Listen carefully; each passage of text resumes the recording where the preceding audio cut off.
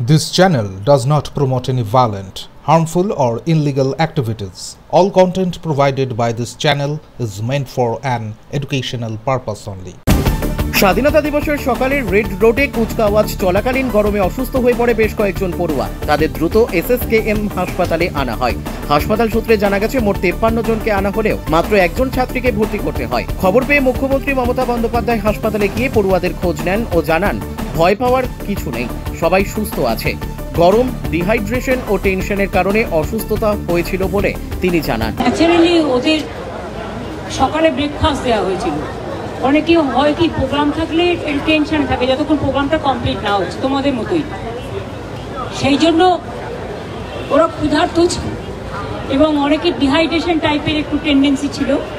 আর কি হয়, মানে এটা হচ্ছে সাইকোলজিক্যাল এফেক্ট হয়। একটা বন্ধুকে দেখেছে একটু অসুস্থ হয়ে গেছে, তখন আর একটা বন্ধু অসুস্থ হয়ে গেছে।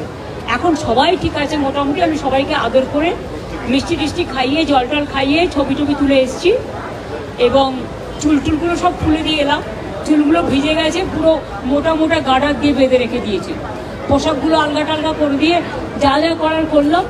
ওদের লাঞ্চ টাঞ্চ খাওয়ানোর পরে যারা সুস্থ হয়ে গেছে, একজন একটু ফতেমা সাকুয়াতের একটু প্রবলেম ছিল। আমি যখন গেছিলাম বেশ ছিল, এখন নর্মাল হয়ে গেছে, এখন স্টেবল হয়ে গেছে।